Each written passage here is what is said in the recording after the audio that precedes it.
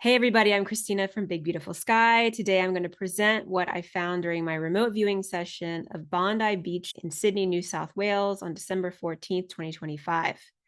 I conducted this for my own personal information. I did not plan to share it, but there's information at the end that I think is really important to share.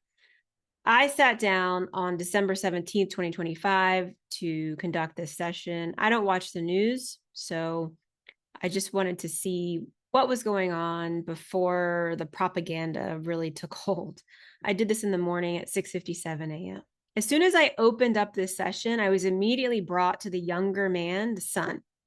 He was the one leading this and orchestrating this. I was shown immediately that when he was younger in high school, he was bullied. There was something going on with bullying in high school. It almost looked like I kept hearing, I was tormented, or he felt tormented.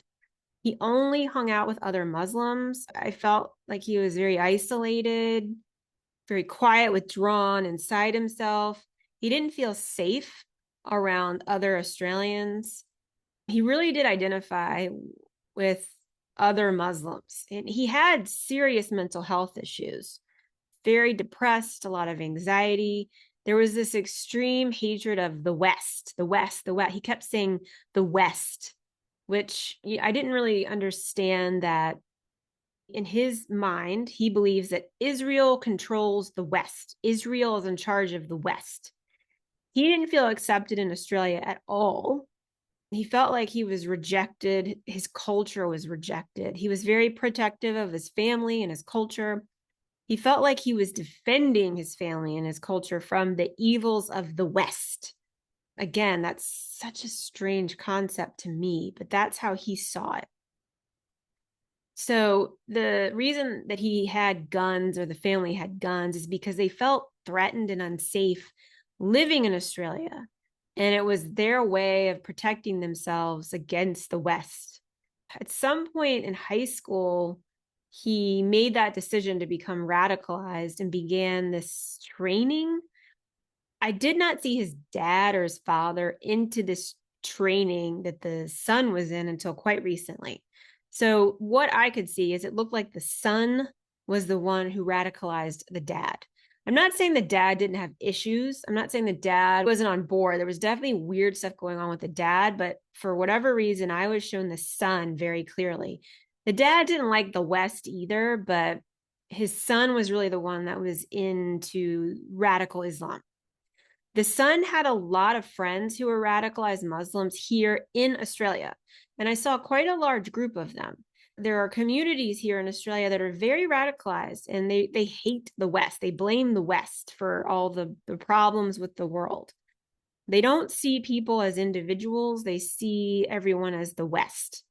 And they believe that everything is and everyone is led by Israel. I did see that the son learned how to shoot guns here in Australia. It didn't look like it was this formal training, watching YouTube, going shooting, just winging it. I did see that they traveled to the Philippines and they did meet with some people, but it was it was pathetic in that it was a way for them to feel important. There was this real need to feel important, like they didn't feel valued or appreciated for who they were, so they were trying to feel important. So they went to the Philippines. There was also something about modifying the guns. They couldn't get the guns they wanted in Australia, so they were going to try to modify their guns.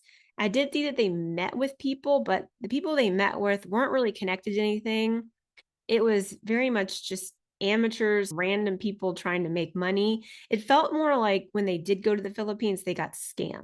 They got ripped off somehow. I didn't see that this was CIA or Mossad or anything like that. It really was just this father and son with serious mental health issues who were radicalized, who believed the West was evil and decided to do this thing to feel important.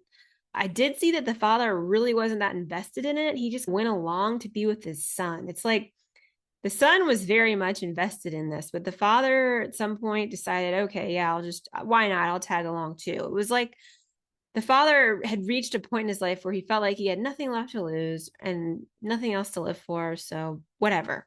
The son was a naturally good shot.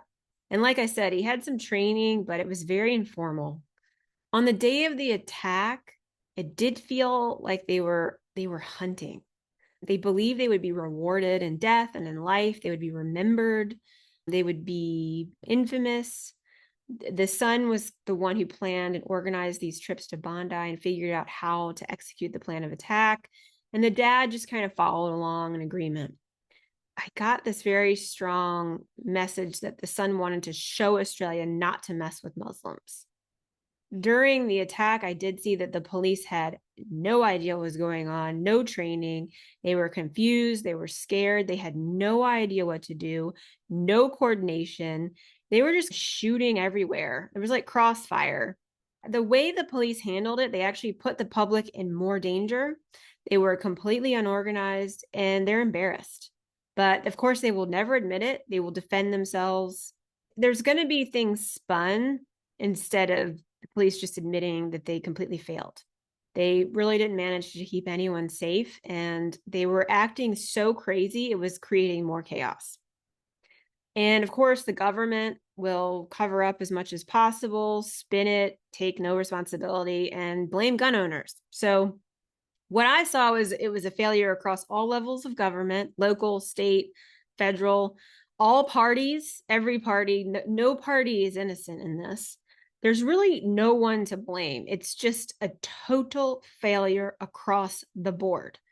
It's several years of failures. And it really is Australia's own problem. It was created by ignoring issues and living in denial and not taking responsibility.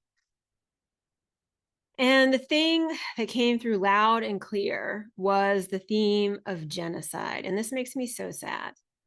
This attack happened in Sydney, a place where in 1788, a genocide of First Nations people here in Australia began. The victims of this attack were Jewish. Jewish people experienced a horrific genocide during World War II. And now the shooting that happened, it was most definitely a retaliation for the genocide happening in Gaza. So the lesson in all of this and the repeating pattern and the repeating theme is stop genocide. When are we going to learn the lesson? When are we going to stop killing over differences? Religion, in my opinion, it's all made up anyway. Who cares if somebody believes that or believes this? There needs to be amends made to First Nations people here in Australia. There needs to be a treaty. There needs to be apologies. There needs to be recognition that Jewish people were not being protected. And there needs to be recognition that there are a lot of different groups of people living in Australia right now that aren't really integrating into the culture. And that is something that we all need to take responsibility for and make sure that we're welcoming, that we're polite, that we're nice, that we respect people's differences. So it's a really sad situation, and my heart goes out to all the victims. And until we take responsibility and stop hurting people and stop blaming people and stop projecting onto people, things like this will keep happening. So I wish you all the best. And if you need any support, please reach out. I'm here for you at bigbeautifulsky.com. Bye.